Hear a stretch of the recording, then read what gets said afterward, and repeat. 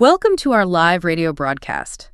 Today, we are dedicating our time to your learning and your professional growth. Yes, we are focusing on a very specific and highly rewarding challenge. We want to help international professionals, specifically our listeners from India, adapt their English resumes for a new market. Exactly. Our ultimate goal is to help you successfully land remote technology roles in the United States. Every single day, many brilliant professionals miss out on fantastic American job offers. What is truly surprising is that this happens not because of weak technical skills. Absolutely not. Your coding abilities are likely world-class. Instead, these rejections happen because of subtle, invisible cultural differences. These cultural roles completely change how you are expected to communicate your professional value on paper. It is truly fascinating how much culture impacts something as standard as a job application. When we are so used to presenting ourselves in one specific way, well, it can be hard to see our own blind spots. So, how do we begin to change our communication style to match a completely new work culture? Well, we have to start by looking at what United States recruiters actually expect to see when they open your file.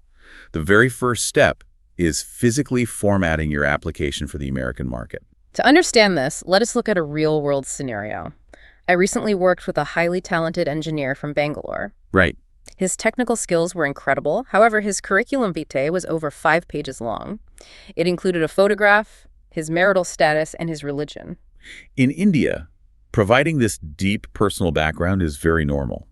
It is seen as a way of being open and transparent with a potential employer. Yes, but in the United States, this exact same document is seen as a legal and ethical problem. I can imagine that would be quite a shock to a candidate who is just trying to be honest. It is. Why does a photograph or a marital status cause such a big problem for American companies? It all comes down to workplace laws. American companies follow strict equal employment opportunity regulations. These laws are heavily enforced to prevent discrimination based on age, religion, or family status. Oh, I see. So when a United States recruiter sees your photograph or your date of birth, their legal team gets very nervous. Exactly. They want to absolutely avoid any appearance of unfair bias in their hiring process. Therefore, removing these personal details is not just a preference. It is a necessary cultural translation to make the recruiter feel safe. That story really highlights how a simple cultural misunderstanding can accidentally block a great opportunity. It makes complete sense that understanding these legal boundaries gets you through the door safely. It really does. So how should a candidate organize their contact information and their education to look truly professional to a United States recruiter? You should adopt a very clean, simple, and standard format. In the United States, your document should ideally be only 1 page long or 2 pages maximum if you have extensive experience. You must organize your information using standard, predictable headings. The most common headings are summary, skills, experience, and education. Yes, and you need to remove your full postal address because remote employers do not need to know your street number. You should also remove uncommon regional acronyms. For example, writing BE-Comp-Eng might be obvious in your home country, but a foreign recruiter might not know this means Bachelor of Engineering in Computer Engineering. Right, you should spell it out clearly in standard English. Furthermore, you must use a clean, professional font and rely on short bullet points rather than long paragraphs of text. Why are short bullet points so much more important than writing full paragraphs about our experience? That is because your resume is often read by a computer before it is ever seen by a human. This clean, organized format helps applicant tracking systems easily scan and read your file. An applicant tracking system is a software program that companies use to filter applications. If your format is too complicated, the software might reject you automatically. Exactly. Finally, as a remote worker, you should always include a clear note about your availability for United States time zones right at the top of your page. Getting past that initial software filter is clearly a crucial first step. But once a human recruiter is actually reading those pages, how do you make your experience truly stand out? Because I imagine just listing basic daily tasks is not enough. It is definitely not enough. When describing our past jobs, how do we choose the right English action verbs to capture their attention? That is an excellent question, because sounding too generic is a major trap that catches many international applicants. There is a great danger in using the exact same generic career objective for every job you apply to. For example, many people write a sentence at the top of their page saying they want to work in a challenging environment to grow their skills. While this sounds polite, it does not tell the recruiter anything special about you. It focuses on what you want to take from the company rather than the unique value you will bring to their team. Another common mistake is creating a massive list of every single programming language you have ever tried. This makes you look unfocused and scattered. If we should not list everything we know, how do we choose what to highlight? You must carefully read the specific job description for the role you want. Then you should pick 3 to 5 key skills from your background that match their requirements perfectly. This shows that you are a specialized expert, not just a generalist. Exactly. When describing your past work, you must avoid using vague, passive phrases like worked on or helped with. These phrases make it sound like you were just watching other people do the real work. Instead, you must use strong, active verbs. Excellent B2 level examples include words like designed, led, implemented, or launched. You can create a highly targeted summary using these precise verbs. For instance, instead of a generic objective, you might write, back-end engineer with 5 years of experience in software as a service. This tells the recruiter exactly who you are and what you do in one powerful sentence. I love that transformation. It changes the candidate from a passive helper into an active leader. But technical skills are only one part of remote work. Coding is often solitary, but being part of a remote team requires constant connection. That is very true. How can we describe our daily communication and our meetings in English to prove we are good remote teammates? Showcasing your communication style and your cultural fit is incredibly important for international applicants. United States remote teams value your communication skills just as much as your coding skills. In a traditional co-located office, your manager can see you working hard at your desk. But in a remote environment, your communication is your only visibility. Hiding your experience with global teamwork is a serious mistake. Additionally, emphasizing a strict workplace hierarchy is a major red flag. In some cultures, waiting for direct instructions from a manager is a sign of deep respect. But in an American company, a flat organizational structure is much more common. Ignoring your soft skills makes recruiters worry that you lack independent problem-solving abilities. It sounds like we need to prove that we can take action without waiting to be told what to do. How do we show this kind of independent collaboration on paper? You should provide specific, clear examples of your daily professional interactions.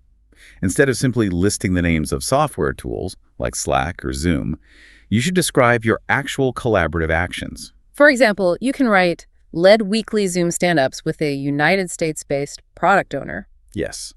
You should emphasize simple but powerful verbs, like explain, present, and coordinate. These words clearly show that you are perfectly comfortable with cross-cultural collaboration across different time zones. That makes a lot of sense. In a remote United States environment, your output truly is your visibility. But how do we prove that our daily work actually mattered to the company? How do we rewrite a simple task into a powerful English sentence that shows a measurable result? You must always remember that remote managers cannot look over your shoulder to see your progress. If you only list basic tasks like fixed bugs or attended daily meetings, you have a problem. Writing a resume this way without showing numbers or clear outcomes suggests that you require constant supervision. It makes you look like a junior employee who needs a manager to hold their hand. Let us walk through a very helpful transformation together. Imagine you have a basic sentence on your resume that says, fixed bugs in the payment module. You can transform that basic task into a powerful achievement. You can write, resolved critical payment bugs and cut customer support tickets by 40%. That is a remarkable difference. Adding that percentage suddenly proves that the work had a real business impact. Exactly. This new sentence uses strong ownership language. It shows the reader that you owned the software feature from the initial design all the way to the final launch. Numbers instantly build trust across borders. It's also highly effective to mention remote-friendly planning habits in your bullet points. For example, you might mention tracking your daily progress in project management tools like Jira. This proves to a foreign employer that you already know how to stay organized in a digital workspace. Building that trust is clearly the ultimate goal. But there's another layer to this cultural translation. Sometimes the way we speak politely in our home country does not translate well to an American business setting. How do we express our comfort with remote work culture naturally in our application? You have to be very careful with the tone of your English. Overly formal language can easily confuse United States readers, and it can make you seem out of touch with modern business culture. For example, writing a phrase like, "I humbly submit that I was given chances to work," sounds highly unnatural in America. It sounds almost like a servant speaking to a king.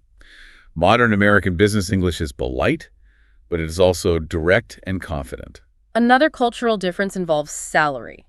Ignoring salary expectations when asked is a major red flag, as Americans value direct conversations about compensation. Furthermore, leaving your professional LinkedIn profile outdated is another critical mistake. How can we actively demonstrate that we are ready for this specific modern work culture? To show that you naturally fit the culture, you can add a specific modern line directly in your resume summary. You should state clearly that you are comfortable with asynchronous communication and United States time zones.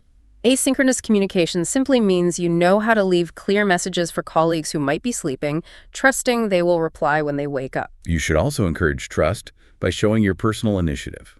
Perhaps you can mention how you independently mentored a junior colleague online. Lastly, you absolutely must update your LinkedIn profile, making sure you use clear, modern, confident English that matches the tone of your new resume. This has been a truly deeply informative session. We have covered a vast amount of cultural and technical ground today. Let us slow down our pace for a moment. Could you please summarize today's lesson for our listener? Simplifying your resume structure immediately builds professional trust with United States employers. Using strong action verbs proves that you take real ownership of your projects. Highlighting your cross-cultural communication demonstrates that you are an excellent remote teammate. Focusing on measurable results proves you can succeed without constant management. Thank you for that excellent summary. It is now time for our vocabulary word tour. We will define exactly 10 B2 level words used in today's lesson. We will say the word, and we will leave a distinct short silence of a couple of moments between each word. This brief quiet time will allow you to practice your pronunciation at home. Let us begin. Number 1, professional. This means acting in a way that shows good judgment and polite behavior at work. She was very professional during the difficult meeting. Number 2, generic. This means lacking special or unique qualities and looking like everything else. You should avoid writing a generic cover letter. Number 3, objective. This is a goal or a purpose that you're trying to achieve. His main objective is to become a senior software developer. Number 4, stakeholder. This is a person who has an interest or concern in a business or project. We presented the new software design to the project stakeholder. Number 5, hierarchy. This is a system where people are ranked one above the other according to status. The company has a strict hierarchy where junior staff rarely speak to the director. Number 6, outcome. This is the final result or consequence of a process or project. The outcome of our marketing campaign was a massive increase in sales. Number 7, supervision. This is the act of watching and directing what someone does. He works very well independently and requires very little supervision. Number 8, initiative. This is the ability to assess and start things independently. She showed great initiative by fixing the problem before anyone asked her to. Number 9, asynchronous. This means communication that does not happen at the exact same time for our people. We use asynchronous communication because our team lives in different time zones. Number 10, implement. This means to put a decision, a plan, or an agreement into practical effect. The engineering team will implement the new security rules next week. Before we finish our broadcast today, I want to leave you with a final, provocative thought to ponder. Consider how the clear, organized, and result-focused structure of a United States-style resume might also be the perfect blueprint for your own mind. It might be the exact perfect blueprint for how you organize your daily thoughts and your ongoing communication in a truly global workspace. That's it for today. Remember, every minute you spend listening is a step closer to fluency. If you enjoyed this lesson, please subscribe and join our learning community. Before you go, I have a challenge for you. Write one new word you learned today in the comment field below. I will see you at our next episode at SteadyStep English.